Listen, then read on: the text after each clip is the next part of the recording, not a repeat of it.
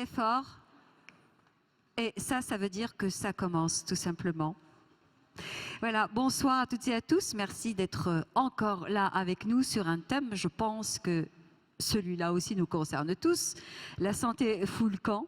Alors nous sommes partis de l'idée du constat suivant, c'est que d'un côté nous avons tous les indicateurs qui nous disent que nous n'avons jamais été aussi bien soignés, que la longévité progresse, etc.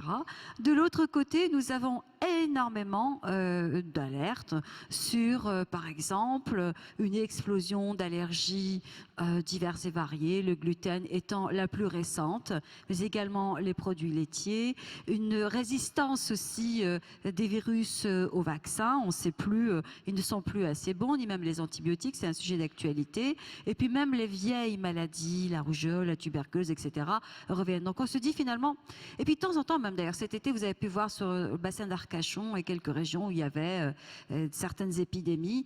Alors on se dit, qu'est-ce qui se passe? Est-ce que, comme on tendrait à le croire, ou comme ça se dit parfois, y compris dans certains articles et dossiers, que nous sommes tellement bien soignés, tellement aseptisés dans notre environnement et notre santé, que nous sommes devenus fragiles.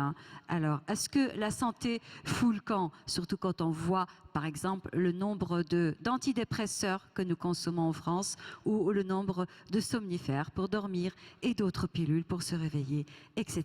Alors, on va essayer de comprendre un peu plus et d'avoir l'avis des experts que nous avons réunis sur cette table ronde. Je vais leur proposer de se présenter. Sont avec nous également des grands témoins. Et je rappelle, pour passer la formation de Sandrine Kasmarek, qui accompagne les lycéens de Jeanne d'Arc de Mulhouse, qu'ils devront partir à 18h45.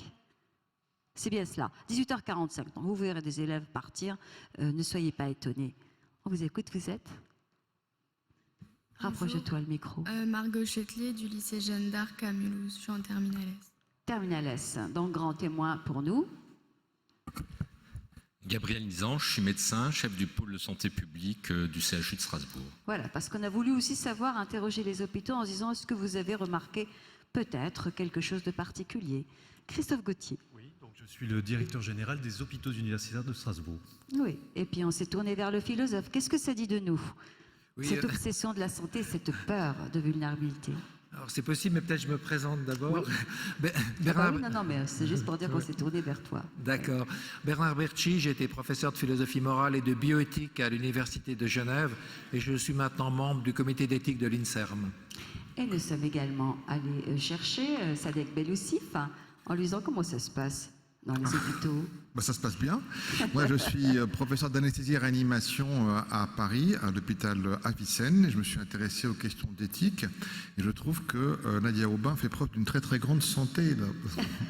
Depuis le début de la semaine, je me suis intéressée aux questions d'éthique, donc soyons précis quand même.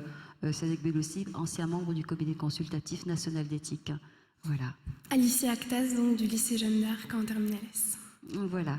Alors, peut-être commençons déjà sur... tiens, par Sadek Beloussif. Alors, quand on dit la santé fout le camp, il y a des épidémies, voilà, ça se passe mal. Qu'est-ce que tu peux en dire, toi? Quel est le point de vue déjà?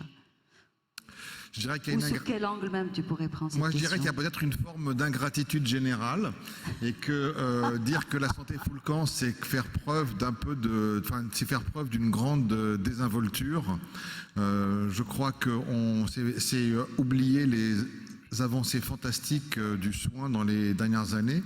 Moi qui suis très très vieux ou très très jeune, démarrant mes études de médecine en 1975, en salle, en médecine, un patient de 70 ans, c'était un patient qui était vieux.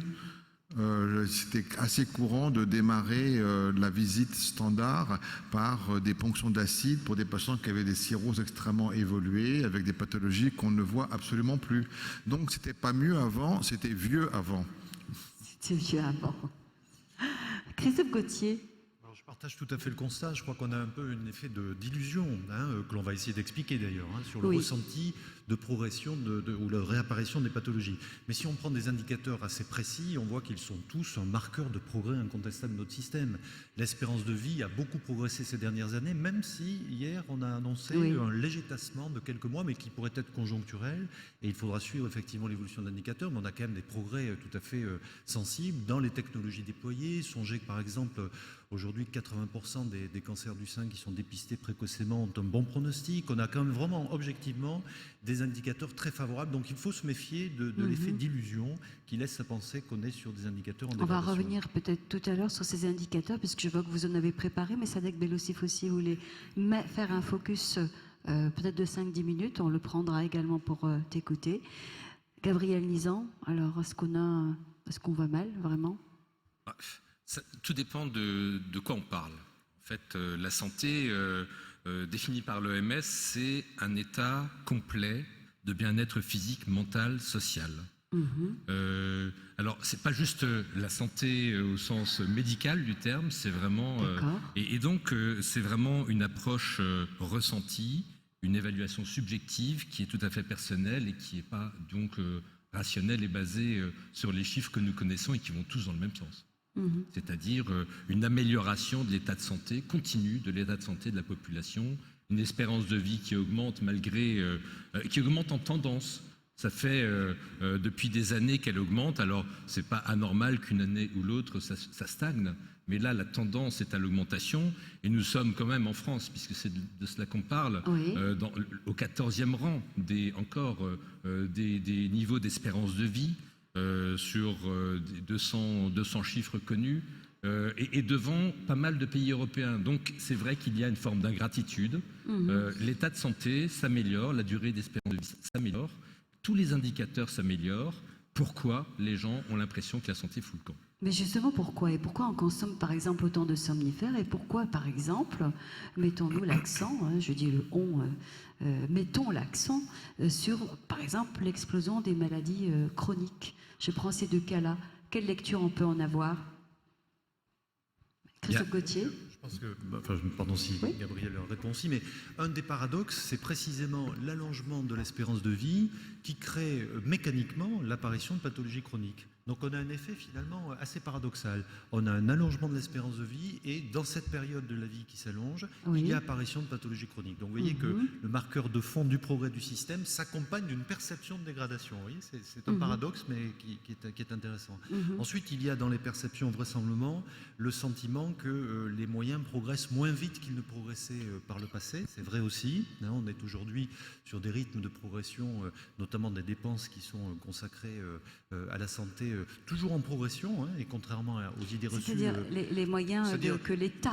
La part que la richesse nationale consacre aux dépenses de santé, qui d'ailleurs qui nous place parmi les pays les plus élevés au monde, puisque le champion de toute catégorie, ce sont les États-Unis qui dépensent à peu près 15,5 points de PIB pour les dépenses de santé. Nous sommes à 12,5-13 points, donc on est vraiment un pays qui dépensons beaucoup. Ça interroge d'ailleurs, on y reviendra certainement, la notion d'efficacité et d'efficience de notre système, parce qu'on a un certain nombre d'autres pays européens en particulier qui consacrent un peu moins de richesse nationale à leurs dépenses de santé et qui ont des indicateurs aussi performants que les autres. Donc ça interroge sur l'efficience, encore une fois, de ce que nous dépensons. Mais pour en revenir à la perception, il est vrai que l'apparition aussi de nouvelles pathologies qui sont liées à des modes de vie qui changent et qui créent effectivement ces nouvelles pathologies peuvent laisser une nouvelle fois penser à une forme de dégradation. Une forme de dégradation. Oui, Bernard Parti ? Oui, à propos de ce sujet aussi, avant de m'occuper d'éthique et de bioéthique, je m'occupais du XVIIIe siècle et j'ai notamment pu voir ce qui s'est passé en termes de santé si on compare le XVIIIe et le XXe, et on se rend compte que la différence est fondamentale. Par exemple, au XVIIIe siècle, 25% de la population était affectée de la variole. Le vaccin et d'abord l'inoculation contre la variole a sauvé littéralement des centaines de millions de vies humaines. Au XVIIIe siècle encore, 25% des femmes mouraient en couche. Et avant d'accoucher, une femme écrivait son testament. Ceci, Dieu merci, grâce aux antibiotiques, mais aussi aux progrès généraux de la médecine, n'existe plus. Alors, je pense qu'il y a peut-être aussi dans la raison pour laquelle notre sentiment n'a pas beaucoup varié, c'est tout à fait paradoxal, effectivement, de se rendre compte que notre sentiment subjectif de santé n'est pas forcément meilleur. Eh bien, il faut voir aussi que quand les grands mots disparaissent, les petits mots apparaissent. C'est-à-dire que ceux qui, évidemment, passaient inaperçus, d'abord parce que les médecins ne pouvaient pas faire grand-chose, il faut le reconnaître, mais inaperçus parce qu'il y avait des problèmes de santé tellement plus graves, apparaissent quand les problèmes de santé plus graves sont résolus. Je pense que ça peut donner aussi un effet dans ce sens-là. J'aimerais juste ajouter, pour terminer là-dessus, il y a quand même quelque chose de paradoxal dans l'idée que notre santé ne semble pas aller mieux. Alors, on a parlé auparavant dans un certain nombre de tables rondes qu'il y avait une méfiance contemporaine par rapport aux médecins, mais quand nous devons soigner nos bobos, ou même des choses qui sont bien plus graves que des bobos, nous continuons à aller voir notre médecin. Alors, parfois aussi des médecines complémentaires, mais allez aux urgences quand vous avez un problème médical et vous verrez que la confiance dans le système médical et dans les médecins n'est pas du tout diminuée. Ce qui se passe simplement, c'est peut-être qu'on a d'autres sources d'informations et que ces sources d'informations entrent en concurrence. Mais effectivement, de manière générale, je pense que nous avons vaincu véritablement des épidémies gravissimes. Nous avons vaincu... Alors là, c'est peut-être un problème qui pourrait revenir. La peste a été vaincue, oui et non. Il reste des foyers de peste et j'assistais il y a quelques mois à un congrès sur le bioterrorisme. C'est aussi une de mes spécialités. Oui. Eh bien, pas le bioterrorisme, les discussions sur le bioterrorisme. Eh bien, on nous disait qu'il y avait maintenant des souches de ce virus de la peste qui était, c'est pas un virus, c'est une bactérie, un bacille qui était résistante à tous les antibiotiques que nous connaissions. Et il y avait commencé à se faire des craintes, c'est pour ça qu'on pousse des recherches sur les vaccins maintenant, sur la peste, que la peste puisse revenir. Or, la peste pulmonaire, je vous rappelle, c'est 100% de mortalité. Sadek Beloussif. C'est-à-dire que on est tous, en tant que malades, on a très vite compris les progrès de la médecine et on s'est accaparé cette modernité-là et on a oublié le passé. Et on a coutume de dire que plus un risque diminue et plus le risque résiduel devient insupportable. En anesthésie, il y a 40 ans, 50 ans, le risque de mourir au bloc opératoire directement à cause de l'anesthésie, c'était entre 1 sur 5 000 et 1 sur 10 000. Bien sûr, les chiffres, ça ne veut rien dire, parce que quand c'est pour soi, c'est 100%. C'est-à-dire que ce n'est pas 50%, c'est pas une chose sur deux, c'est ou oui ou non. Mais en termes de gravité générale, il y a 40, 50 ans, le risque, c'était 1 sur 5 000. Maintenant, en anesthésie, on est sur un risque rémanent de 1 sur 150 000. La mortalité générale au bloc opératoire, c'est 2%. En gros chiffres, c'est bien plus fréquent que 1 sur 150 000 d'anesthésie, mais bien plus souvent, les patients ont plus peur de l'anesthésiste que du chirurgien ou que de l'acte lui-même. Plus un risque se réduit et plus le risque résiduel devient insupportable. Et on a oublié cette partie-là, on a oublié vraiment d'où l'on venait.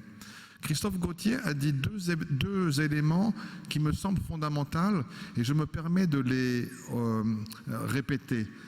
La première, il nous a dit finalement, bien sûr qu'il y a beaucoup d'augmentation de maladies chroniques, mais il y a des maladies chroniques parce que les malades sont toujours vivants. Lorsque le Conseil national de la résistance et le général de Gaulle créent la retraite à 65 ans et puis l'assurance retraite, avec l'assurance maladie, finalement l'assurance retraite c'est une assurance. C'est-à-dire que pour ceux qui ont eu la malchance d'être toujours vivants à 65 ans, 66 ans, 67 ans, il faut qu'on trouve un mécanisme compensateur pour qu'ils puissent toucher un revenu après. Parce que la normalité, c'est de mourir à 60 ans, avant le départ légal de l'âge de la retraite. Et nous espérons tous que nous aurons de plus en plus de maladies chroniques, qui sont le témoin, paradoxalement, d'une très bonne santé. Deuxième élément. Il nous a dit, n'oublions pas qu'avec les progrès de la médecine, par exemple, 80% des patientes qui ont un cancer du sein dépisté sont de bons pronostics. Il n'a pas dit 80% des cancers du sein diagnostiqués sont de bons pronostics. Il a dit dépistés. C'est-à-dire que le but du soin maintenant, c'est pas de trouver qu'il y a un cancer et trouver quelle est la bonne. C'est pas devant tel et tel signe de faire le diagnostic clinique et paraclinique, de dire bah oui, il y a telle ou telle maladie. Le but de la maladie maintenant, c'est que le cancer n'arrive pas. On est passé d'une prévention à une super prévention, à une précaution. Le travail principal du gynécologue de mon épouse, c'est pas de lui diagnostiquer le cancer du sein ou du col de l'utérus, c'est de s'arranger pour qu'il n'arrive pas. C'est-à-dire qu'il le dépiste à un stade de pré-cancer. En tant qu'anesthésiste réanimateur, l'essentiel de mon travail, maintenant, n'est plus trop au bloc opératoire.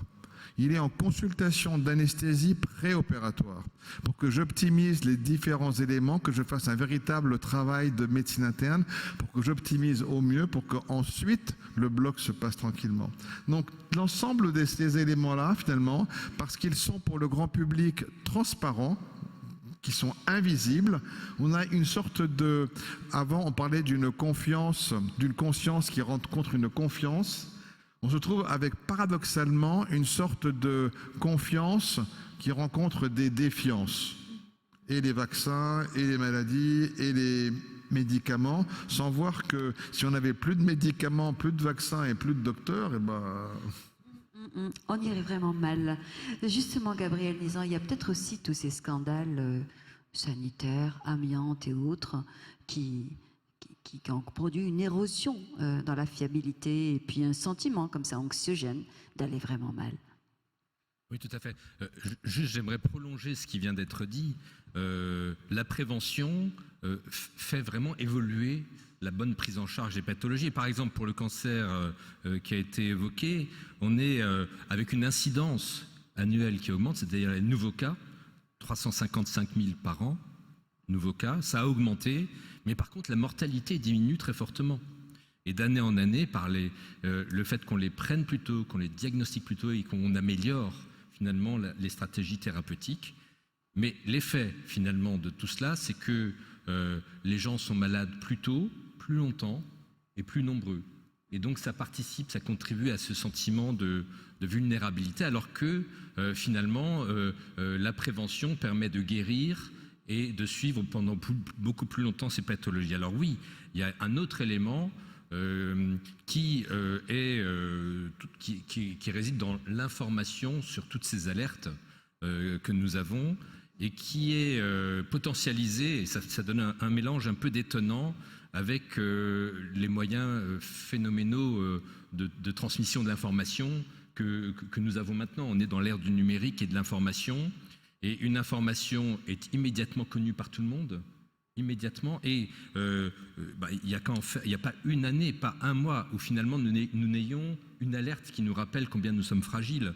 Il y a eu évidemment, et qui frappe les consciences collectives, il y a la canicule, la grippe, H1N1, la grippe aviaire, et à chaque fois tout le monde se constitue un scénario catastrophe, parfois alimenté par des experts. Tout de suite, il y a plein d'experts qui viennent parler aux 20h. Oui, très clairement. Oui. Ebola, combien de cas en France ? Et pourtant, ça a monopolisé les médias. Tout le monde a eu peur d'Ebola. Il y a eu des dépenses fantastiques dans nos hôpitaux.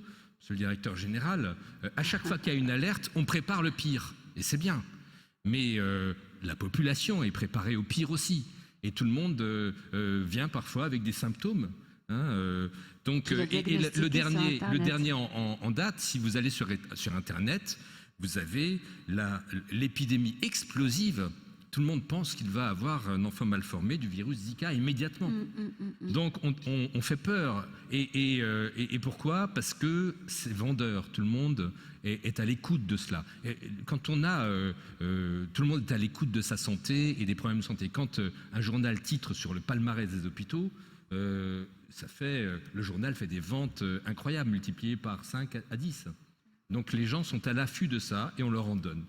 Et puis il y a l'information sur Internet, c'est-à-dire sur la santé en général, l'explosion des sites, des lieux d'information qui sont accessibles à tous. Et je reprends ce que tu m'avais dit quand nous avons préparé ces tables rondes. En allant sur Internet, tout ce que tu lis, tu l'as. Oui. Alors j'aimerais bien qu'on s'arrête un tout petit peu là-dessus. C'est bien, les patients que nous sommes, toute la population peut accéder à l'information et à la connaissance. Tout le monde devient expert, même parfois plus expert que les experts, mais ils ne sont pas préparés à cette expertise. Et quand j'étais étudiant en médecine, effectivement, il y avait un sketch de Bedos qui m'avait frappé. C'est tout ce que tu lis, tu l'as. Et c'était l'étudiant en médecine qui lisait les symptômes et qui se palpait, quoi. Et effectivement, il y a aussi, par la connaissance de tous les risques, D'ailleurs, quand on va à l'hôpital et qu'on fait un acte, il faut un consentement. Il faut expliquer pour n'importe quel acte tous les risques qui sont encourus et qui n'arriveront éventuellement jamais. Mais parfois, il faut être très courageux pour se faire un acte à la suite de cela. Eh bien, effectivement, tout ce qu'on lit, on l'a. Et il y a probablement une partie de la population qui développe un sentiment de fragilité à cet égard-là. Bernard Berthier, puis après ça avec le site peut-être.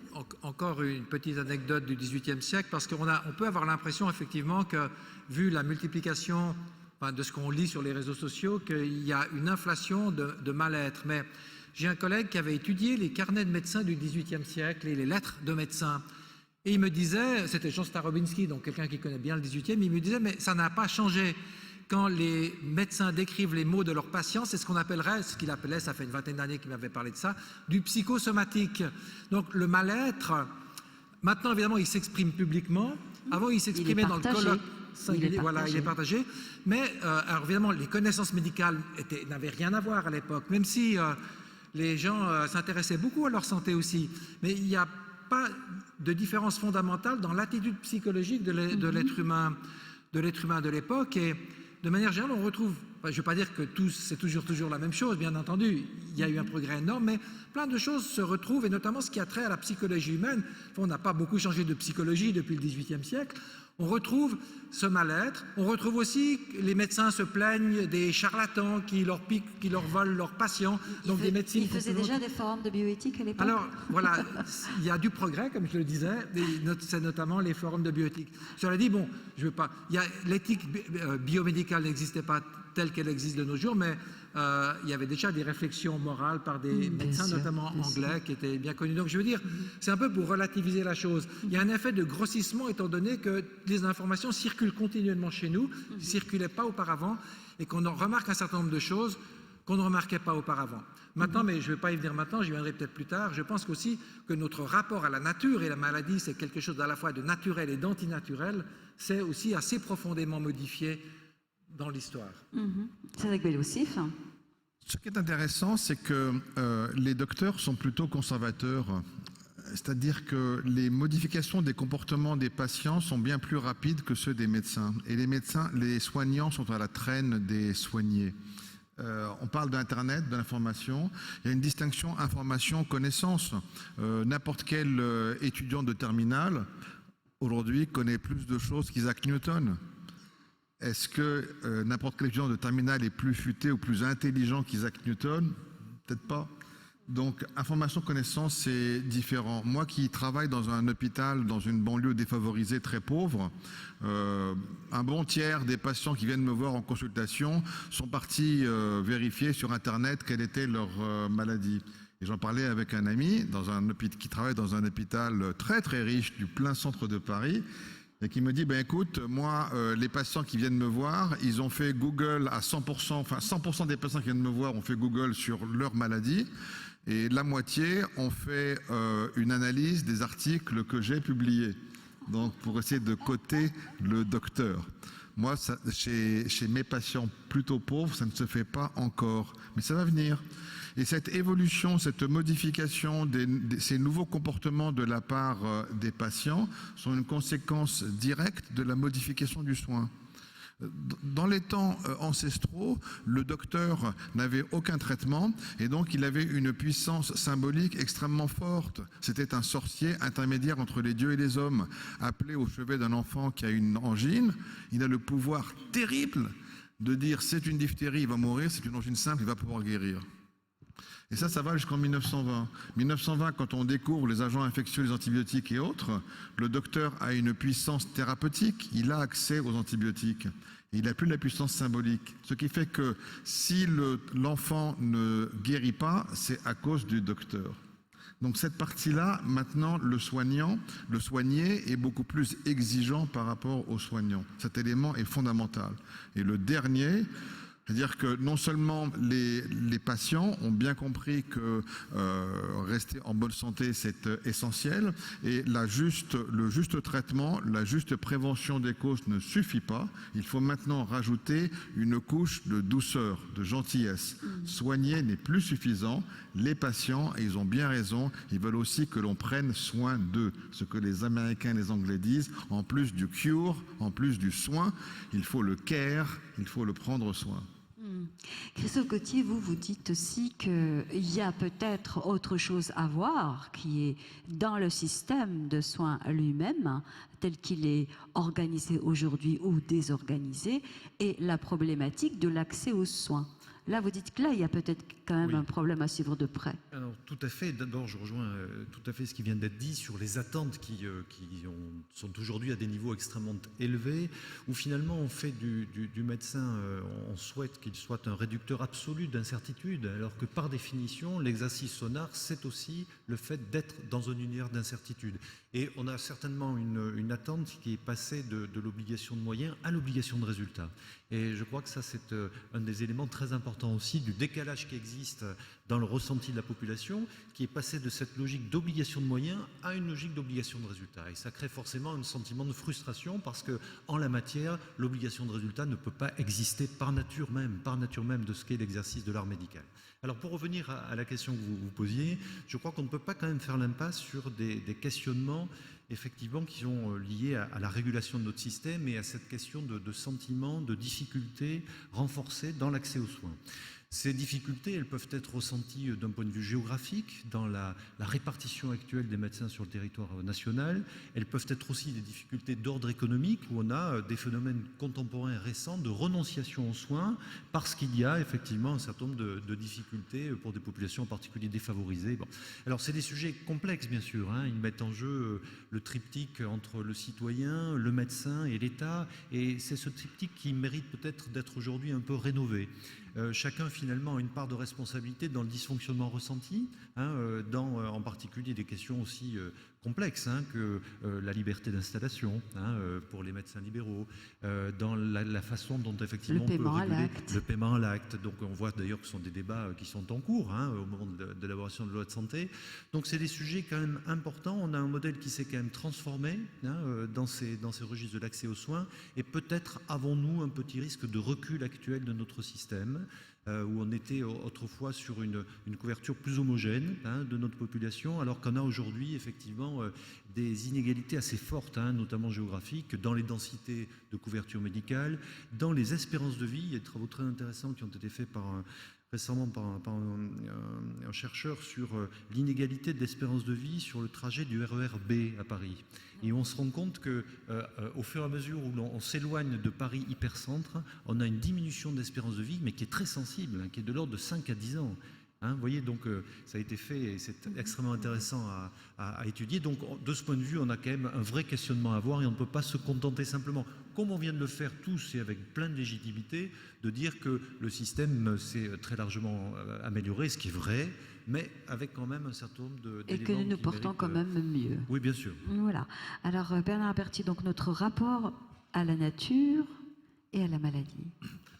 Oui, c'est bon. Peut-être juste aussi pour laquelle il y a le RER, et puis il y a les études de Whitehall en Angleterre qui montrent aussi que chez les fonctionnaires anglais, qui mangent tous de la même manière à peu près, qui vivent tous de la même manière, plus vous êtes haut dans la hiérarchie, plus vous vivez longtemps. Donc il y a effectivement des gradients sociaux, et je crois que depuis qu'on utilise des statistiques, on se rend compte de phénomènes qui passaient complètement inaperçus auparavant. Moi, ce que j'avais un peu dans l'idée aussi, c'est peut-être, je suis philosophe, je suis pas médecin, donc je vois les choses évidemment de mon point de vue, forcément, et je trouve qu'il y a un certain nombre de phénomènes de fond historiques et philosophico-historiques qui sont importants aussi. C'est pas les seuls, loin de là. On a parlé d'Internet, des hôpitaux, tout ça est forcément fondamental, mais aussi le sens que nous donnons à la maladie, le sens que nous donnons à la santé qui s'est un peu modifié. Et je pense qu'il caractérise l'homme moderne, on l'a déjà dit d'ailleurs plusieurs fois, c'est l'individualisme, et il veut prendre son destin en main. Et parmi c'est l'empowerment des anglo-saxons, et notamment il veut prendre sa santé en main. Et ça, c'est assez nouveau. Parce qu'on a oublié que pendant des siècles, on était, en Occident en tout cas, sous la malédiction qui avait été proférée par saint Augustin, qu'il n'y a pas de souffrance sans péché. Si nous souffrons, si nous sommes malades, c'est à cause d'Adam et d'Ève, à cause du péché originel. Et donc, d'une certaine manière, c'est une malédiction divine et c'est une fatalité. Et bien sûr, on peut essayer de se révolter, on peut utiliser la médecine, et d'ailleurs certains théologiens pensaient que la médecine était blasphématoire, parce qu'elle s'était se révolter contre ce que Dieu nous imposait. Donc ça, évidemment, on a même oublié qu'on a pu croire ça, et je pense que même ceux qui parmi nous sont croyants tombent probablement des nues quand ils m'entendent citer cette phrase de Saint Augustin. Ça a évidemment changé, ça a changé avec la modernité, mais c'est substitué à cette idée de la maladie comme malédiction divine et la souffrance comme malédiction divine, l'idée de la maladie comme calamité naturelle. Maintenant, on pense que la nature est bonne. C'est la faute d'un de mes compatriotes, j'y viendrai par la suite. Rousseau. Mais pendant des siècles, on a pensé que la nature était une marâtre. La nature, c'était terrifiant. Pensez à toutes les histoires de pont du diable, notamment dans les Alpes suisses, le Gothard. Les hommes ne peuvent pas survivre. Ils doivent faire un pacte avec le diable, qui est quelque chose de surnaturel, pour pouvoir vaincre la montagne, qui est quelque chose de terrifiant et un ennemi. Un philosophe du XVIIe siècle, Nicolas Malebranche, pensait que si on avait pu raser les Alpes pour faire un jardin à la française, ce serait beaucoup mieux, parce qu'il y aurait de l'ordre et plutôt que le désordre naturel. Donc la nature nous est apparue comme quelque chose d'hostile. Et ça change effectivement au XVIIIe siècle. Alors d'une part, il y a un médecin, Albrecht von Haller, qui est un des pères de la physiologie, mais qui aussi écrit le premier livre sur les Alpes, où les Alpes deviennent belles. Et puis il y a Rousseau. Si vous lisez les premières pages de l'Émile, vous avez en gros, il vous dit, tout ce que fait la nature est bon, malheureusement l'homme la dénature. Et cette idée-là est quand même venue chez nous, c'est-à-dire que la nature est bonne et donc la maladie, c'est à la fois quelque chose de non naturel, mais qui s'oppose à l'ordre naturel que nous avons trahi. Et c'est de là que vient tout ce mouvement en disant que si l'on suit la bonne nature, nous ne tombons plus malades. Vous entendez des gens dans les débats sur les vaccinations qui vous disent « mais moi, je n'ai pas besoin de me vacciner, je me nourris bien et je me comporte correctement ». C'est étonnant, la maladie n'est plus l'effet du péché, c'est l'effet de la faute que l'on fait contre la bonne nature. Et cette attitude que nous avons donc vis-à-vis de la nature, mais qui est une attitude complètement paradoxale, parce que les maladies sont naturelles aussi, on le sait très bien, et la médecine est artificielle. Mais d'un autre côté, justement, cet artifice de la nature nous paraît louche, parce que si nous avons besoin de la nature, de la médecine, c'est parce que nous avons d'une certaine manière trahi la nature. Et je vais terminer sur cette idée, je ne vais pas pouvoir la pousser très loin, mais au fond que notre rapport à la nature et donc à la maladie a changé, en vous citant un petit texte de Voltaire que j'ai trouvé, qui est assez surprenant. Dans la même page, voilà ce que dit Voltaire. « Il n'y a pas 300 ans que je vis ici la nature sauvage dans toute son horreur. J'y trouve aujourd'hui les arts, la splendeur, la gloire et la politesse. La nature a été vaincue. 4 lignes plus bas. Il vaudrait mieux n'avoir point de loi et n'écouter que la nature, qui a gravé dans nos cœurs les caractères du juste et de l'injuste. La nature est à la fois quelque chose de terrifiant et quelque chose qu'il faut suivre. Et c'est ce qu'on appelle, ce que les psychanalystes appellent les injonctions contradictoires. Je pense que notre rapport à la santé est pétri d'injonctions contradictoires. Sadek Beloussif. C'est superbe. Est-ce que je pourrais aller au secours de Voltaire et de Saint-Augustin, parce qu'il est né dans ma ville natale et j'en suis très fier. Mais c'est très bien. J'ai critiqué Rousseau aussi. Hein, donc ça... Voilà, donc on va se retrouver, donc je suis déçu en bien, comme on dit chez toi. Cette partie-là, elle est fondamentale. C'est vrai que le monde a pendant longtemps été rousseauiste, la nature est belle, l'homme est naturellement bon, c'est la société qui le corrompt, etc. Et puis, en plein 18e, il y a une catastrophe physique et surtout philosophique, c'est le tremblement de terre de Lisbonne, 1755, je crois, et qui entraîne plus de 40 000 victimes. Et là, on se trouve dans une difficulté, parce que si la nature est naturellement, si l'homme est naturellement bon, si la nature est belle, pourquoi est-ce que la nature a fait des dégâts aussi horribles? Et les rousseauistes vont dire, mais finalement, la nature n'y est absolument pour rien. Comprenez bien, c'est parce qu'à Lisbonne, l'homme se fout, a construit des immeubles juste devant Lisbonne, et puis c'était de 1, 2, 3 jusqu'à 5 étages. Il y avait des gratte-ciels de 5 étages. Donc finalement, s'il y a eu autant de morts, c'est pas à cause de la nature en tant que telle, c'est à cause de l'homme qui a construit une folie avec des gratte-ciels de 5 étages. Et on a retrouvé exactement cette discussion-là lorsqu'il y a eu le tsunami dans le sud-est asiatique. Finalement, c'est parce que qu'est-ce qu'on avait à construire des hôtels de luxe juste au bord de la plage. Et Voltaire, finalement, il y a 2 œuvres magnifiques qu'on apprenait en première avant. Je ne fais pas mon Finkielkraut, mais bon. Avant le tremblement de terre de Lisbonne, il y avait Zadig ou la destinée. Après le tremblement de terre, c'était Candide. Candide ou l'optimisme. Et Candide, vous vous rappelez de ce vieux maître Pangloss qui fustige tout et qui dit mais pourquoi le mal? Parce que nous vivons dans le meilleur des mondes possibles. Pangloss est une caricature de Leibniz et qui disait Dieu pouvait créer une infinité de mondes possibles. Il ne pouvait que choisir le meilleur représentant le maximum de vertu et de perfection. Et donc, pour obtenir ce meilleur des mondes possibles, il a fallu injecter un peu de mal, sans quoi le monde eût été plus mauvais encore. Et on comprend mieux Pangloss. Candide qui dit mais pourquoi le nègre de Suriname, pourquoi l'esclavage? Et Pangloss qui répond parce que nous vivons dans le meilleur des mondes possibles. Donc cette partie-là d'accroche par rapport à Voltaire. Encore un mot, parce que Voltaire finalement il admire Bayle et qui sortait 3 phrases et quand on en prend 2 ça va très bien, quand on rajoute la 3e dans n'importe quel ordre patatras. Il disait 1, Dieu est tout puissant, on est d'accord. Dieu est bienfaisant, on est aussi d'accord. Pourtant, le mal existe. C'est en contradiction avec Dieu est tout-puissant et Dieu est bienfaisant.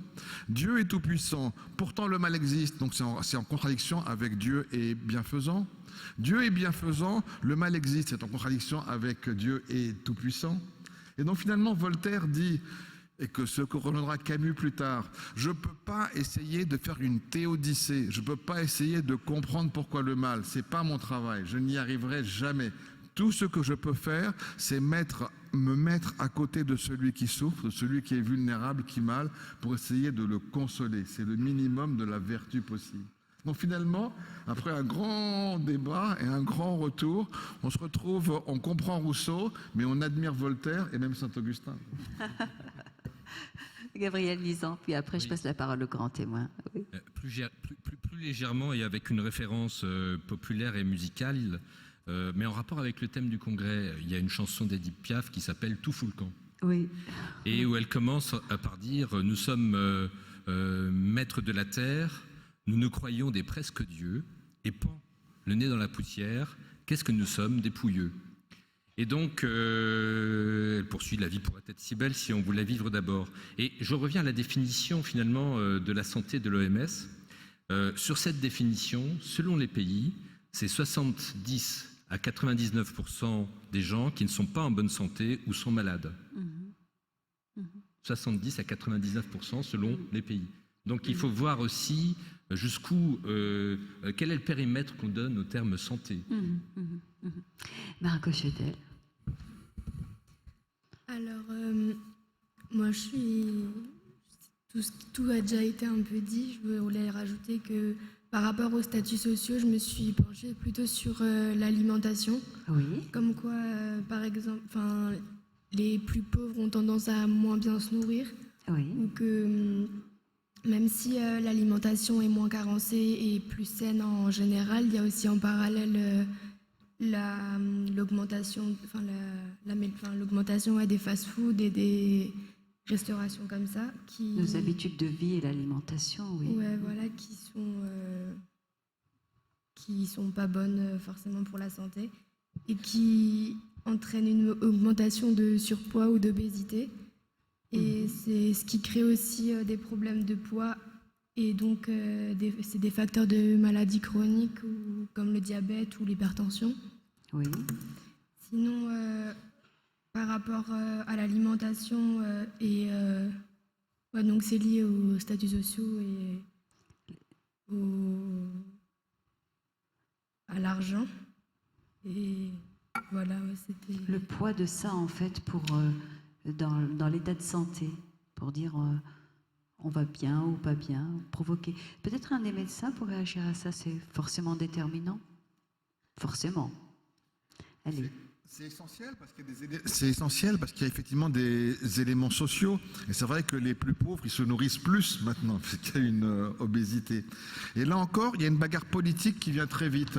Et à peu près au même moment, un Français, un Anglais se sont mis en bagarre, Chadwick et puis Villermé. Pour l'un, c'est évident, ils sont malades parce qu'ils sont pauvres, on comprend très bien. Et l'autre qui répond, non, ils sont pauvres parce qu'ils sont malades. Donc, dans ces éléments, il faut comprendre que dans ces éléments de déterminants sociaux de la maladie, on a tous une responsabilité. Oui, Gabriel Lisan. Oui, c'est pour aller dans le même sens. Ce qui intervient, on a de plus en plus décrit un certain nombre d'indicateurs qui interviennent sur la mortalité et sur la morbidité. Il y a un gradient social de santé et indépendamment de cela, en plus, il y a des comportements par rapport individuels, par rapport aux campagnes de dépistage, à la prévention en général. Il y a aussi l'environnement professionnel, les conditions de travail et puis les comportements individuels. Alcool, tabagisme, surpoids, et tout va dans le même sens. C'est pour ça qu'on retrouve effectivement un gradient social dans les indicateurs de mortalité. Alicia. Donc moi, pour traiter ce sujet, j'ai choisi un point de vue assez différent des vôtres. Donc je parle ni de Voltaire ni d'Édith Piaf, mais plutôt des pesticides. Donc essentiellement l'exportation des fruits qui nous proviennent des Antilles et surtout la banane. La banane de Martinique qui est fortement appréciée par les Français. Je pense que ce sujet devrait devrait nous poser une certaine problématique parce que la banane est très appréciée par les Français, mais on ne se rend pas compte réellement des menaces que pèse sur la filière, notamment à travers la chlordécone qui est un pesticide. Donc, comme on sait, la banane est un produit qui se cultive très difficilement, donc forcément, on va passer par l'utilisation de produits phytosanitaires appliqués par sol ou par voie aérienne. Et on estime aujourd'hui que les sols sont fortement pollués. 70 kg de pesticides seraient déversés par hectare et par année dans les sols martiniquais et en Guadeloupe un peu plus. Et les principaux produits qui sont des ravageurs sont la chlordécone et le parka. Donc je vais essentiellement vous parler de la chlordécone parce que bien qu'elle soit moins toxique que la parka, c'est un produit qui crée plus de maladies. Donc qu'est-ce que c'est que la chlordécone? En fait, il sert à lutter contre le charançon dans les bananeraies. Et il pollue très massivement les eaux. Donc on estime que 96% des rivières et 61% des nappes d'eau souterraines sont polluées par cet insecticide. Alors forcément, il a un caractère toxique et depuis peu en France, il est qualifié comme cancérogène pour l'homme. Même si nous, Français, nous ne nous rendons pas réellement compte de la grandeur de ce que ça pèse sur nous, c'est surtout les Martiniquais qui sont réellement intéressés à ce sujet en se disant pourquoi la fertilité des agriculteurs de bananes diminue. Elle diminue considérablement et on sait très bien que le cancer de la prostate, c'est un des premiers cancers masculins qui touche les Martiniquais, donc 500 nouveaux Martiniquais chaque année, dont un peu moins de la moitié meurent. Alors forcément, les médecins se sont penchés sur le sujet et ils pensent qu'il y a un lien avec l'utilisation de la chlordécone et dans l'agriculture des bananes. Donc la chlordécone, elle a cette capacité de s'associer facilement en matière organique et de s'implanter dans la racine. Elle peut rester dans les sols jusqu'à 10 ans, sachant que les terres doivent être renouvelées, ce qui n'est bien sûr pas le cas en Martinique. On peut se douter donc que les bananes martiniquaises sont vraiment ont un important taux de chlordécone. Mais ce n'est pas seulement les cultivateurs, bien sûr, qui sont touchés par ce problème, parce qu'il y a aussi les consommateurs. Donc forcément, on a l'exportation des bananes qui vient à nous, et la consommation d'animaux marins, le poisson. Donc il y a des expériences qui ont été menées et la plus récente, elle a été menée en 2012. Donc on a remarqué que lorsque les femmes enceintes sont en présence de pesticides ou d'insecticides, les nouveau-nés vont avoir certains troubles visuels, des troubles mentaux ou des retards du développement psychomoteur. Donc ça n'a pas fait vraiment parler ici en France, mais beaucoup de manifestations, d'organisations luttent contre cela, et notamment les médecins qui revendiquent beaucoup de mesures contre ce problème. Alors, pour en revenir à la France, le réel rapport qui a été étudié, c'était en 1977. Depuis, les deux plus récents, 2004 et 2007, en 2004, donc, on a pris des mesures. On a accepté un seuil de chlordécone dans certains aliments, seulement accepté. Puis en 2007, certains chiffres ont été publiés, mais on n'en sait pas plus parce que peu d'informations nous arrivent de la Martinique et des sols surtout. Et donc les médecins martiniquais revendiquent beaucoup de mesures. Et parmi celles-là, le dépistage du chlordécone chez les femmes enceintes et les personnes atteintes du cancer de la prostate, la déclaration comme une maladie professionnelle, parce qu'elle n'est toujours pas déclarée comme une maladie professionnelle pour les ouvriers atteints. Et ils aimeraient aussi la disposition d'un laboratoire de dosage de pesticides. Non pas qu'il n'y en ait pas, mais généralement les laboratoires qui leur sont... donc les laboratoires des Antilles ne respectent pas du tout le dosage de la chlordécone parce qu'il y a surtout une pression de l'État et la volonté d'exporter à un coût pas très élevé justement.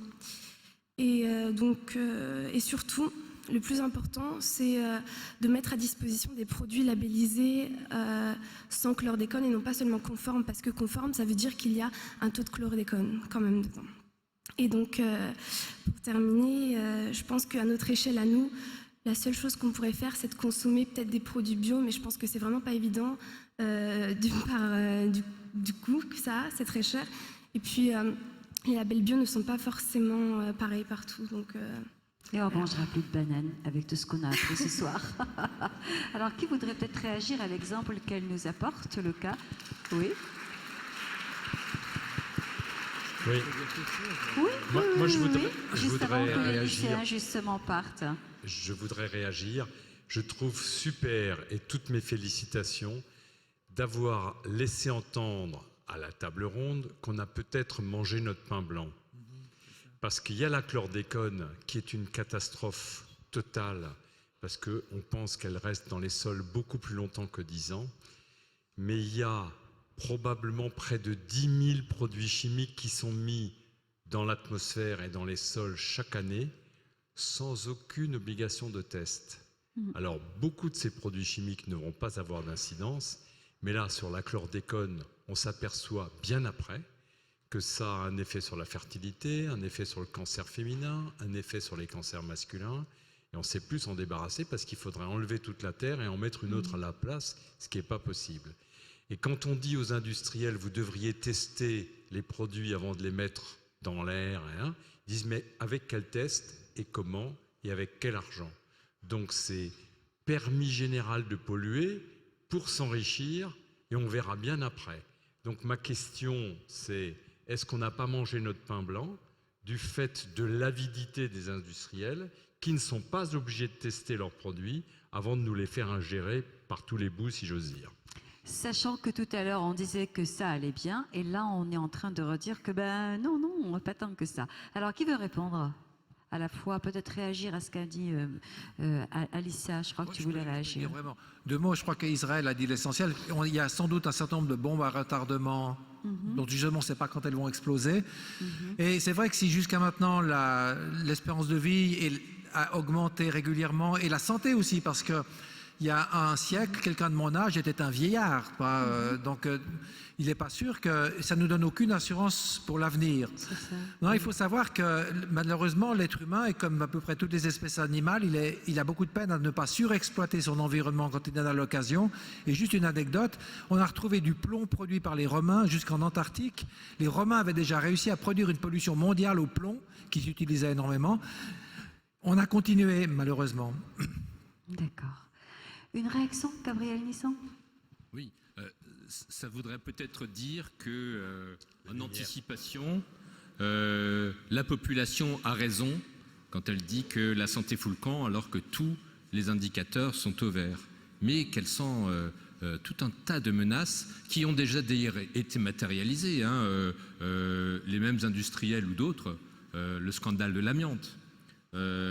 Et en Chine avec des scandales gigantesques sur la nourriture, avec du lait contaminé, enfin des choses qui sont terribles.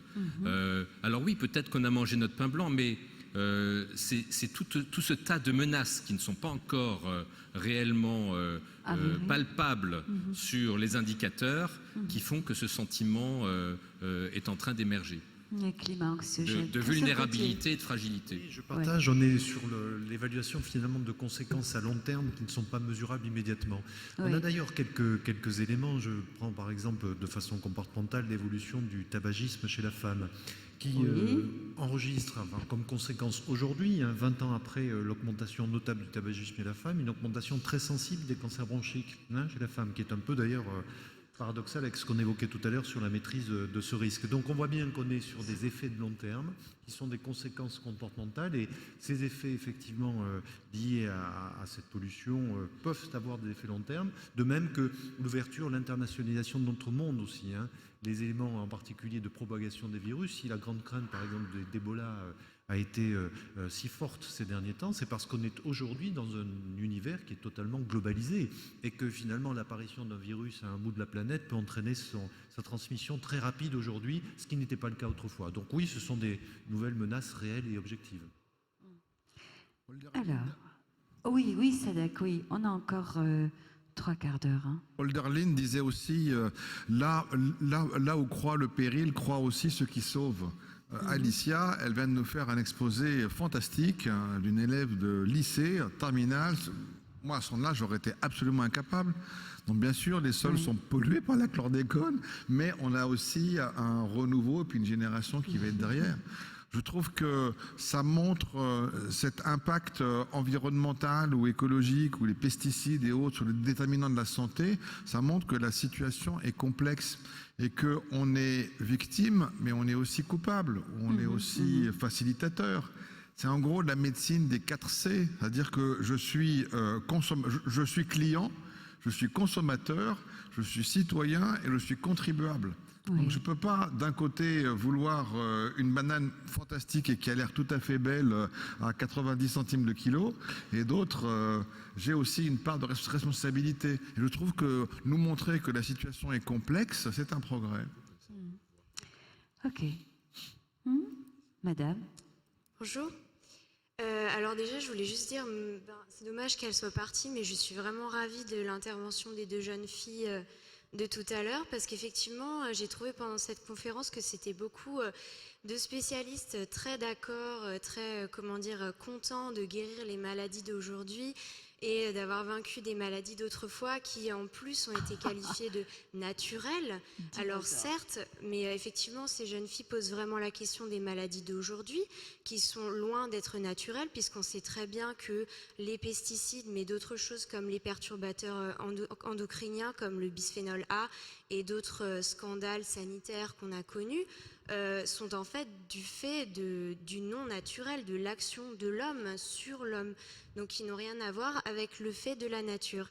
Et donc je trouve que c'est très important aujourd'hui, au lieu de se poser des questions, de se féliciter du fait de trouver des médicaments toujours plus forts, toujours plus puissants pour vaincre des maladies de plus en plus présentes, parce que comme vous disiez que le cancer finalement progresse dans notre société, et c'est pas par hasard, je pense.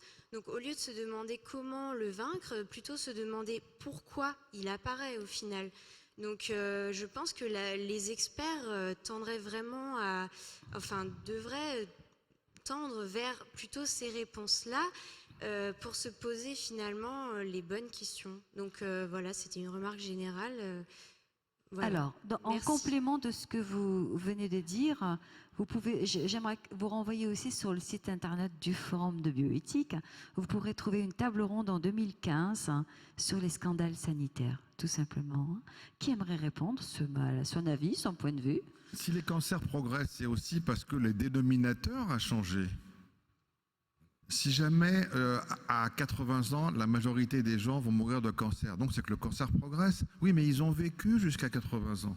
Ils ne sont pas morts à 60 d'accidents de la route, ils ne sont pas morts encore avant d'alcoolisme chronique, ils ne sont pas morts d'autres causes. C'est-à-dire que ce que je trouve intéressant dans la dernière question, c'est finalement pourquoi cette défiance à un moment où la médecine n'a jamais été aussi sûre. Peut-être qu'on paye encore le prix mea culpa, mea maxima culpa du scandale du sang contaminé et consorts.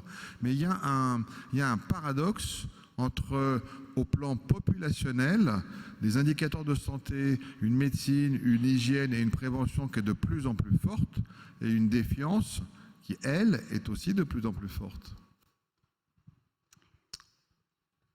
Oui. Notre intervention à la tribune, Christophe Gauthier. Je pense que l'interpellation est réelle quand même, effectivement, sur les éléments de mise en place de politique de prévention qui doivent être effectivement l'axe essentiel plutôt que d'être dans une approche curative. De ce point de vue, il y a quand même des résultats là aussi notables, même si ça va dans un sens un peu d'autosatisfaction. Mais si on prend des grandes politiques publiques, prenons par exemple la politique de prévention routière. Elle a connu ces dernières années des résultats tout à fait remarquables. Vous êtes trop jeune pour avoir connu l'époque où il y avait 15 000 de nos concitoyens qui mouraient chaque année sur la route. Les scores aujourd'hui, c'est 3 500. Donc on est un peu oublieux de ça aussi, de ce que sont des données très importantes et qui, sans nier évidemment l'impact de ce que peuvent être les effets de ce que vous dénoncez, en quantitatif, en appréciation globale, sont quand même sur des rapports d'échelle un peu différents. Donc voilà, je crois que l'interpellation est très légitime. Les éléments de politique de prévention sont absolument indispensables, sont peut-être un peu d'ailleurs sous-évalués dans nos déploiements, mais en même temps, on a de vrais succès de politique publique en matière de prévention. Moi, j'avais aussi un commentaire en contrepoint à cette très bonne remarque. C'est qu'on a une défiance croissante de la population. Le plus grand cancérogène, c'est le tabac, 75 000 morts. Ne pose pas de question celui-là. Mais on est le seul pays d'Europe occidentale qui voit le cancer du foie réaugmenter, car on ne vaccine plus contre l'hépatite B. Tous les pays autour de nous vaccinent contre l'hépatite B. Nous, non, parce qu'on a peur des effets adverses. Et puis on a un autre exemple terrible. On est le pays qui vaccine le moins contre le cancer du col. Alors voilà le pays où on a inventé les vaccins, et je peux vous dire par mon métier que le cancer du col, c'est pas une belle mort. Il y a 1000 femmes qui meurent de cancer du col dans notre pays, et on se méfie des vaccins, alors qu'on a vacciné des millions de femmes, et qu'il y a de la défiance dans notre pays, juste dans notre pays. Donc il y a une complicité du public à la défiance qui en rajoute une couche. Et je pense qu'il faut aussi qu'on s'interroge sur quelles sont les réactions du public qui boit, qui fume, qui roule vite et qui ne se vaccine pas. Donc si on regarde les indicateurs de santé publique, la responsabilité est partagée. Et je pense que ce n'est pas que le corps médical qui n'a pas fait bien son travail ou qui ne s'est pas posé les bonnes questions ou qui n'a pas fait de la prévention correctement, c'est aussi une certaine manière des Français d'avoir une pensée magique. Juste peut-être. Oui, Bernard Berti. Je crois que, pour dire les choses un peu brutalement, on ne peut pas guérir une maladie qui n'est pas encore apparue. Et je ne pense pas que c'est à la médecine d'être en première ligne dans ces questions qui sont des questions de société. C'est aux politiques, c'est à la régulation de l'économique. C'est plus, je dirais, l'OMC que l'OMS qui sont concernés par ça. Cela dit, c'est un véritable danger, on ne peut pas le nier. Mais je pense aussi que de conceptualiser notre situation actuellement dans le monde par l'opposition entre le naturel et l'artificiel n'est pas très pertinente. Même si j'en ai moi-même parlé, ce sont véritablement des concepts qui sont devenus valorisés, qui se recoupent partiellement. D'une certaine manière, rien dans la vie humaine n'est naturel. Et même si les épidémies des siècles passés ont débuté, c'est parce qu'on a arrêté de vivre comme des groupes de chasseurs-cueilleurs à 4 ou 5, où l'épidémie ne pouvait simplement pas exister. Notre mode de vie crée des maladies. Il faut essayer de les anticiper autant qu'on peut. La médecine là, intervient plutôt un peu après coup, bien qu'il y a aussi de la médecine préventive. Mais le politique et notre rôle en tant que citoyen est probablement plus important que notre rôle en tant que patient, que contribuable sur les dangers futur et déjà un peu présent qui guette l'humanité. Monsieur. Merci.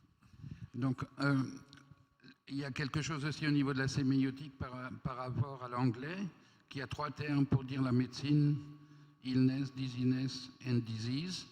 Nous, la médecine et la maladie, elle devrait être centrée sur disease, c'est-à-dire sur la partie émergée de l'iceberg, et pas sur les petits embarras gastriques, etc., ou inconfort que nous rentrons dans la médecine, qui est susceptible d'être remboursé, qui donc augmente le poids de la médecine, c'est-à-dire que le périmètre de la médecine a grandi. Je ne parle pas des exigences. On a eu à une table ronde quelqu'un qui a dit « Ah, mais s'ils veulent s'offrir une chirurgie esthétique du sein, ça c'est du désir, c'est pas de la médecine. » Merci. C'est un avis qui a envie de réagir à cet avis? Non. Sadek Beloussif. Je voudrais répondre à ça et rajouter un mot sur la question précédente. La distinction entre illness et disease, elle est essentielle, bien sûr, entre la maladie et puis la pathologie ou ce dont souffre la personne. Le patient qui rentre dans le cabinet du docteur, eh ben, il va parce qu'il a une maladie. Il doit en ressortir en ayant un traitement qui est adapté à sa personne. On doit avoir une médecine de la personne. Et cette partie-là, c'est le challenge que les médecins doivent comprendre. Parce que de la même façon que les soignés veulent que l'on prenne soin d'eux, le docteur doit devoir être beaucoup plus humain. Et cette partie-là rentre dans cette distinction-là. Sur la question précédente, je suis perturbé par l'évolution d'un certain courant type anti-science qui castre complètement le débat scientifique et qui dévalorise de manière stupide et antidémocratique la parole médicale et la parole tout court. Israël Nizan, de manière tout à fait pertinente, cite les 2 vaccinations majeures qui sont un flop gigantesque en France: col de l'utérus, cancer du foie. En Angleterre, effectivement, les patients sont bien plus soignés et ont une prévention efficace de ces 2 pathologies. En Angleterre, il y a eu une controverse stupide sur le vaccin rougeole, rubéole, etc. En disant que peut-être ça cause de l'autisme. Finalement, parce que le premier scientifique qui a posé la question du lien entre l'autisme et le vaccin rougeole-rubéole est anglais. On a appris 5 à 10 ans plus tard qu'il a trafiqué ses résultats et que tout ça, c'est complètement faux. Il a fait ça uniquement pour pouvoir publier plus. Mais il y a eu un retentissement dans le pays suffisant pour entraîner de tels dégâts. En France, on n'a pas eu cette question-là. Même si la littérature est internationale, on n'a pas sorti cette tension-là. Parce qu'on a pu montrer tout de suite qu'en termes de logique de population, entre balance bénéfice-risque sur un risque sur je ne sais pas combien de dizaines de milliers d'autisme par rapport à beaucoup plus de risques réels de mort de rougeole, il n'y a pas photo. En France, je crois qu'il faut que l'on comprenne mieux quel est notre rapport avec la sexualité, qui fait qu'on ne va quand même pas vacciner les petites filles avant qu'elles soient pubères, de peur qu'elles n'aient un jour des relations sexuelles. Et notre logique avec le vaccin contre l'hépatite B, qui rappelle tout de suite le scandale du sang contaminé, je crois que nous devons être adultes, comprendre que ce sont des questions qui sont difficiles et qu'elles nécessitent un dialogue fécond, objectif et subjectif entre celui qui sait et celui qui cherche la connaissance. On a déjà souvent parlé de l'importance de la prévention. Or, aujourd'hui, on est dans un monde où les choses s'accélèrent passablement. Israël Nizan a parlé tout à l'heure, en ce qui concerne l'industrie alimentaire, de l'avidité des groupes industriels. Et on sait aujourd'hui qu'on nous met sur le marché des produits avec toujours des additifs nouveaux, différents. Et, lors d'une conférence, je ne sais plus où, la question a une fois été posée, est-ce qu'on peut faire la prévention? Est-ce qu'on peut savoir si ces nouveaux produits sont nocifs ou pas? Réponse, personne ne sait.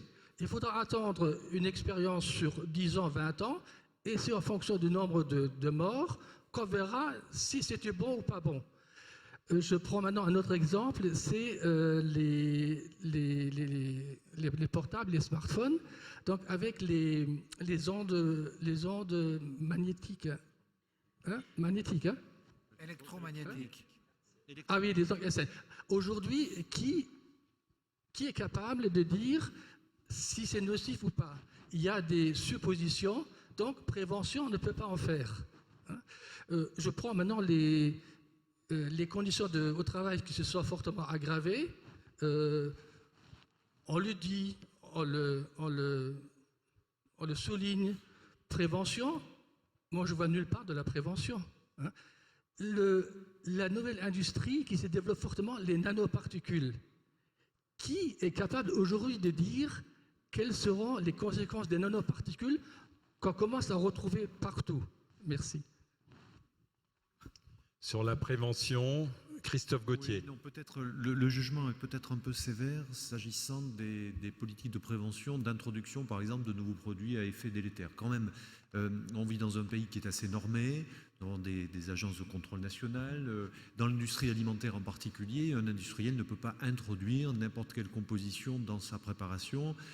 Ça n'est pas aujourd'hui possible. Il y a encore une fois des autorisations. Alors, sur le médicament, c'est très encadré évidemment dans le cadre des autorisations de mise sur le marché, mais c'est vrai aussi dans le cadre des productions industrielles. Donc, je pense qu'il faut nuancer quand même le propos. Rien n'est pas fait. En matière d'amélioration des conditions de travail, même sujet. Il y a d'abord des dispositifs légaux qui existent dans notre code du travail, dans nos entreprises, avec ce qu'on appelle des comités d'hygiène, de sécurité des conditions de travail. Il y a des politiques nationales qui se déploient pour la prévention des risques psychosociaux. Donc là également, je trouve le jugement un peu sévère. Et rien n'est pas fait. Évidemment, même si la perfection n'est pas de ce monde, on a quand même des politiques publiques qui se mettent en place pour essayer de contrecarrer ce que vous indiquez là. Lorsque vous dites personne ne sait, c'est vrai, mais c'est faux. Un produit nouveau sort, personne ne sait s'il est potentiellement dangereux. C'est-à-dire que personne ne sait, on sait s'il est vraiment dangereux. S'il est vraiment dangereux, si j'ai un signal, si j'ai une preuve, il est dangereux, on ne l'utilisera pas. Est-ce qu'un produit qui ne montre pas de dégâts manifestes évidents, est-ce qu'il est quand même innocuité totale ou pas? Personne ne sait. Il va falloir chercher et puis attendre plus. Donc dire personne ne sait, c'est une malédiction, mais c'est aussi une bénédiction. Ça veut dire que je sais qu'il n'a pas de logique extrêmement grave et puis dangereuse. Les ondes électromagnétiques et des téléphones portables, c'est une histoire qui dure depuis 25 ans. Depuis 25 ans, pendant 20 ans, on ne savait pas. On se doutait, potentiel, mais c'était très difficile de faire la preuve. S'il est difficile de faire la preuve, c'est sans doute que l'impact n'est pas très important. S'il y a un gros impact, il y a une preuve qui devient immédiate. Depuis 5 ans, 6 ans, on sait que peut-être il y a un petit effet. Comment je fais par rapport à ça? Parce que moi, quand je suis dans une ville et qu'il n'y a pas de réseau, je râle. Moi, je veux qu'il y ait du réseau partout, donc je veux qu'il y ait de multiplication d'antennes. Alors peut-être qu'il faut apprendre une logique de prudence, ne pas laisser les enfants en dessous de 12 ans dormir avec leur téléphone portable qui est à côté, utiliser un kit main libre, avoir des espèces de stratégies de contournement, mais le temps est fini où on est oui, non, gentil, méchant, blanc, noir. L'amiante. L'amiante, c'est un isolant thermique magnifique. Et il y a des dizaines, des millions d'appartements, d'immeubles et de buildings qui ont été construits avec de l'amiante. Parce que c'était pas cher, ça faisait de grandes économies d'énergie, c'était super. Et à l'époque, on ne savait pas que c'était dangereux, puisqu'on l'a utilisé. Et au fil du temps, on se rend compte, tiens, il y a un signal qui fait que finalement, au lieu de se catastropher sur il y a de l'amiante partout, on devrait être content de savoir qu'on l'a utilisé pendant longtemps et on a pu montrer et mettre en évidence qu'il y avait un signal et on est suffisamment riche encore pour pouvoir désamianter.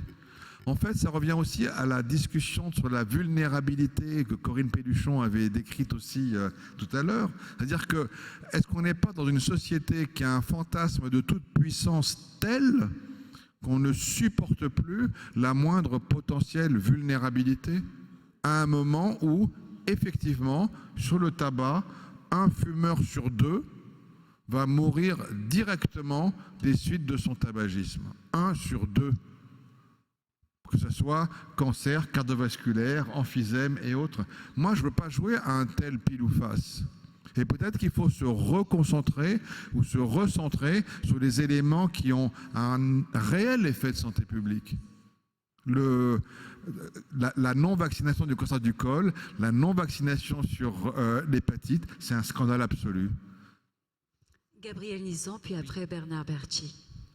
Tout effectivement est normé, mais on voit bien que l'avidité des groupes industriels qui a été évoquée par la salle, par un intervenant, est telle que les normes sont biaisées.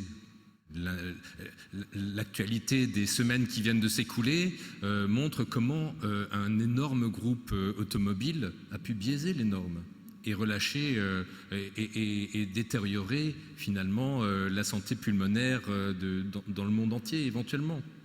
Donc les normes ensuite évoluent pour permettre, parce que ça se voit trop et de toute façon on ne sait pas se mettre au niveau, et là le mouvement c'est d'assouplir les normes. La tendance après ce scandale c'est d'assouplir les normes. Et puis quand bien même finalement on saurait, le fait de savoir change-t-il les comportements? Est-ce qu'il y aura moins de gens qui achèteront de cette voiture? Est-ce que pour le tabac, est-ce que le fait de savoir que ça générait, parce qu'on le sait depuis longtemps, c'était d'ailleurs un des échecs de santé publique majeurs, jusqu'à ce qu'on soit très contraignant, est-ce que le fait de savoir que chacun d'entre nous sache qu'il y a du cancer au bout, il y a des maladies cardiovasculaires, c'est un facteur de risque pour plein de choses? Est-ce que le fait de savoir change les comportements? Eh bien non. J'ai personnellement fait des gardes en réanimation cardiaque à Paris. Tous les patients qui avaient dans les lits fumaient. Et tous les soignants, médecins compris, fumaient, mais toute la nuit. Ils éteignaient une cigarette en allumant l'autre. Ce qui montre bien que la connaissance du facteur de risque et de son impact, finalement, peut parfois ne pas avoir d'impact sur les comportements des uns et des autres. Maintenant, je terminerai par là. Effectivement, notre table ronde porte sur la santé full camp. Les indicateurs actuels sont bons, mais effectivement, il y a des menaces. Et il y a des menaces notamment environnementales dont on n'avait pas parlé, notamment concernant l'alimentation, qui se manifestent de plus en plus fortement. À nous, ensemble, de peser pour que plus de bio, pour que plus d'éthique, notamment dans la qualification des produits, et puis pour changer un petit peu les choses. Et là, c'est pas seulement l'État qui peut prendre en main ce genre de choses, c'est aussi les citoyens que nous sommes. Citoyen Bernard Berthier. Oui, je voulais souligner un point méthodologique, je pense, qui est important dans cette discussion, c'est qu'il est impossible, logiquement impossible, d'apporter la preuve d'une absence de risque. On le comprend très bien. Il se peut que un risque qui ne soit jamais matérialisé se matérialise des années plus tard. Et c'est déjà arrivé. Un des aliments de base en Afrique, c'est le manioc. Il s'est révélé que le manioc, lorsqu'il n'est pas correctement préparé, crée des arriérations mentales chez les enfants. On s'en était jamais rendu compte avant, effectivement, l'usage des statistiques. Sur l'île de Guam aussi, un fruit qu'il mangeait créait on a vu qu'il crée des problèmes de santé rares, mais il a fallu les statistiques pour cela. Mais on n'est jamais, quand on dit on ne peut pas démontrer que quelque chose est sûr, c'est vrai, on ne peut pas le démontrer, c'est logiquement impossible. Et on a des fois des surprises. Par exemple, une nouvelle variété de pommes de terre avait été prévue pour être mise sur le marché il y a une dizaine d'années. On ne l'a jamais mise sur le marché parce qu'elle avait un taux de solanine, qui est le toxique qui se trouve dans la pomme de terre, dans la tomate, etc., était suffisamment élevé pour créer un risque pour la santé. Donc, d'une certaine manière, on est condamné à vivre dans l'incertitude. Ça ne veut pas dire évidemment qu'il faut courir n'importe quel risque. On a des outils théoriques, la prévention quand le risque est connu, les précautions quand on a la suspicion d'un risque. On a quelques outils, ils ne sont simplement pas infaillibles. Et c'est vrai que pour les pesticides, le problème est quand même relativement important. Je voulais juste souligner, alors, pour aller un peu peut-être dans le sens de la personne qui a posé la question, il y a ce qu'on appelle l'effet cocktail qui est extrêmement mal connu. On sait des fois très bien quel est le risque d'une molécule, mais quand les molécules sont mises ensemble, là, on est en terrain très très peu connu et potentiellement dangereux, il faut le reconnaître. Il y avait une demande de parole Oui, là-bas. enfin, j'arrive un peu tard parce que j'arrive peut-être un peu tard dans le débat parce qu'en fait il s'agit du garde-asile. La qualité du débat ici est étonnante, il n'y a pas de problème, on apprend plein de choses. Je suis du domaine médical aussi et pourtant j'ai des enfants en âge d'être vaccinés. Jusqu'à présent, je ne doutais pas du tout des vaccinations.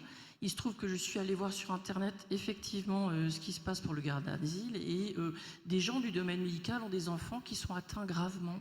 Donc, et en plus, actuellement, on sait qu'on continue les vaccinations au garde d'asile tel qu'il est, alors qu'on sait pertinemment que la formule va changer prochainement, puisqu'en fait, il ne couvre que 70% apparemment.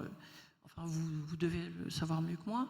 Donc moi, j'aimerais bien simplement, en tant que parent, si effectivement, quand on a ses propres enfants à vacciner, effectivement, on ralentit un peu parce qu'il ne s'agit pas d'une décision individuelle, mais ça concerne nos enfants. Donc moi, j'aimerais bien juste être éclairée, je suis prête à vous croire, hein, mais ayant vu des gens en conférence médicale annoncer des choses qui sont gravissimes pour leurs enfants, témoignages à l'appui, que ce soit dans le nord, dans le nord de la France, où des gens, une femme qui est sage-femme, une autre qui était infirmière médicale scolaire, et qui avait infirmière scolaire et qui avait fait vacciner son enfant, qui a des problèmes actuellement. J'aimerais bien être éclairée par rapport à la nouvelle formule du garde d'asile, à son coût aussi, à son coût important. C'est un vaccin qui a un coût très important, quand même, par rapport à la population qui est à risque, entre guillemets. Donc, si vous pouviez m'éclairer, ça m'arrangerait. Ça me permettrait de prendre une décision sereinement, parce que j'ai des amis médecins qui m'ont dit ne fais surtout pas vacciner tes enfants actuellement, attends. Et d'autres qui m'ont dit mais si, vas-y, etc. Donc voilà, je vous pose la question. Alors, je vais me permettre de répondre parce que il y a un site du gouvernement et un site de toutes les sociétés savantes qui analysent depuis 20 ans les millions de doses de garde-asile vaccins contre le cancer du col qui ont été injectées. Il y a exactement la même proportion de maladies auto-immunes et de sclérose en plaques chez les gens vaccinés et chez les gens non vaccinés. D'autant que, par exemple, la sclérose en plaques survient plutôt chez les femmes, on vaccine les femmes, et plutôt à cet âge-là. Alors ce qu'on peut dire de tout ça, c'est que le garde d'asile ne protège pas contre la sclérose en plaques. Mais sur l'information, comme il y a énormément de personnes qui se sont mêlées de faire de l'information avec le doigt mouillé dans le vent et qui ont mis ça sur Internet, le gouvernement a estimé nécessaire de donner une information scientifiquement établie. Très clairement, le garde d'asile est trop cher. Il est cher, mais pour l'État, pas pour les gens, puisque les gens sont remboursés. Ça, c'est une question de négociation entre l'État et les laboratoires. Et c'est vrai que cette négociation est parfois pas très transparente. C'est vrai aussi que d'ici quelques mois va être mis en place, non pas un vaccin qui couvre 70% des risques, mais qui couvre quasiment 100% des risques. Mais vous savez quoi? Ils ne vont pas le vendre en France, parce que la France, avec 11% de couverture vaccinale, est sûrement le dernier pays où ce laboratoire le diffusera. Donc moi, je suis pétri de honte quand j'ai vu la semaine dernière la carte des taux de vaccination dans le monde entier. On est le plus faible taux. Et je vais vous dire, les gens dans certains pays, on tue les gens qui viennent vacciner contre la poliomyélite. Ça vient encore de se produire la semaine dernière. Une bombe devant un centre de vaccination contre la poliomyélite. Eh bien voilà un pays qui voit la poliomyélite réapparaître. Cette pensée obscurantiste dans notre pays a été soutenue par certains médecins qui commettent un délit. Et moi, si j'étais ministre de la Santé, je les ferais traîner en justice, car on n'a pas le droit de donner des informations fausses sur Internet. Alors, une dernière question avec Denis Durand de Bossingen. Tu voulais la poser, ta question, non? Ouais. Non, moi je voulais revenir sur Journaliste, la notion de risque créé par l'homme et je voulais reprendre l'argumentation de M. Gauthier sur les accidents. Ça me paraît un très bon exemple. Alors, il faut savoir qu'avant les accidents de la route, il y avait d'autres types d'accidents qui étaient considérés comme des problèmes majeurs. Il y a eu des accidents de chemin de fer à un moment, puis ça a complètement disparu, ou presque disparu. Il y avait des accidents de diligence qui causaient énormément une mortalité très importante. Et il y avait un phénomène qui a globalement très largement régressé, mais qui était une des premières causes de mortalité accidentelle autrefois, c'était les noyades. Bon, aujourd'hui, c'est devenu très rare. Alors, ma question par rapport à ça, c'est est-ce que, par rapport aux risques qui font peur, avec raison peut-être, à une partie de la population, les risques environnementaux, les problèmes de pesticides qui ont été bien présentés, est-ce qu'on peut imaginer... Alors, quelle est la philosophie aujourd'hui qui fait qu'on a très peur de ça, alors qu'on a vaincu d'autres risques de santé publique? Et d'autre part, est-ce qu'on peut imaginer que de même façon qu'on a réussi par des politiques actives, volontaires, préventives, etc., à faire disparaître un certain nombre de risques, je reprends l'exemple des accidents de chemin de fer ou des noyades, est-ce qu'on peut imaginer que ces risques environnementaux seront maîtrisés un jour, ou est-ce qu'on est dans une problématique tellement différente qui est qu'effectivement, à moins d'enlever toute la terre, etc., on n'arrivera à rien. Et puis alors, si vous me permettez, parce que vous avez parlé du tremblement de terre de Lisbonne, un autre exemple de la même période, 35 ans avant, c'est la peste de Marseille. La peste de Marseille est un exemple magnifique de mesures de santé publique non respectées, puisqu'il y avait une obligation de quarantaine, et lorsque le bateau en provenance, je crois, du Liban, enfin du Proche-Orient, est arrivé à Marseille, on a graissé la patte des gardiens pour décharger le bateau plus vite, c'est pour ne pas respecter la quarantaine, et c'est pour ça qu'il y a eu des dizaines de milliers de morts. C'est la dernière grande peste d'Europe. Donc pour dire que les tripatouillages autour de la santé, c'est pas nouveau. Merci. Alors, Sadek. Un risque ne se supprime jamais par définition.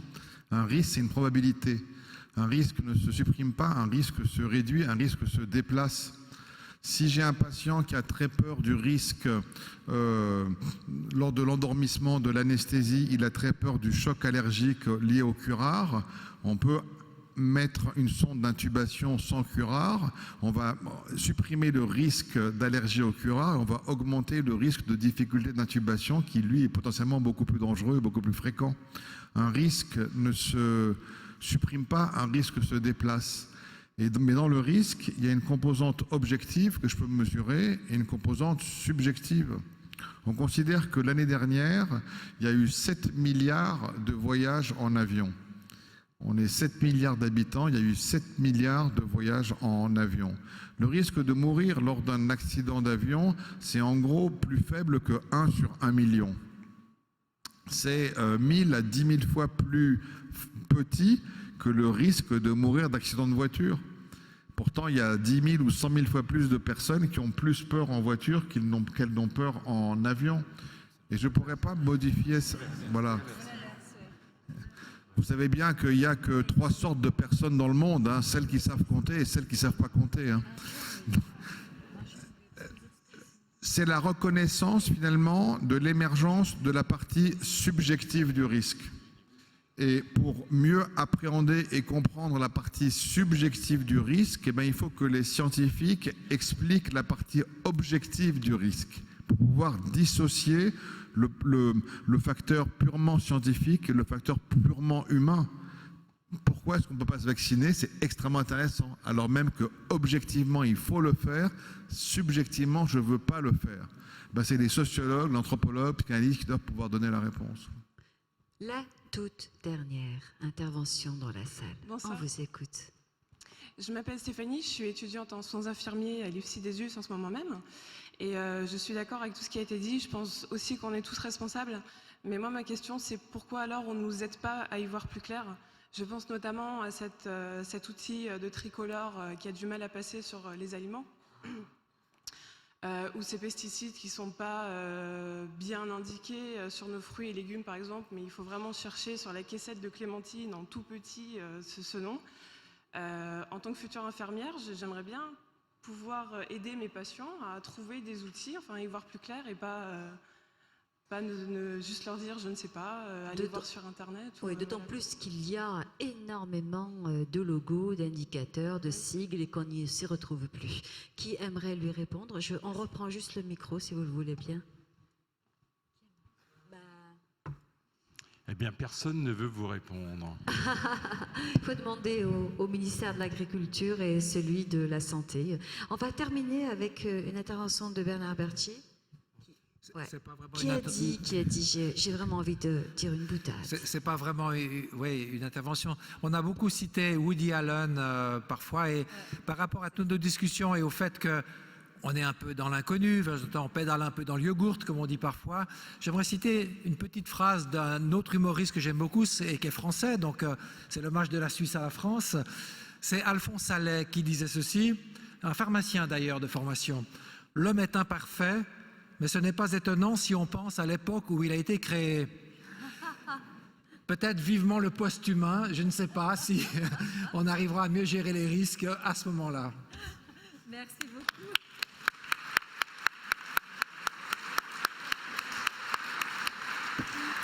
Merci beaucoup à Bernard, à tous les intervenants et à vous. Et puis rendez-vous demain, dernière journée, à partir de 10h du matin. Au revoir.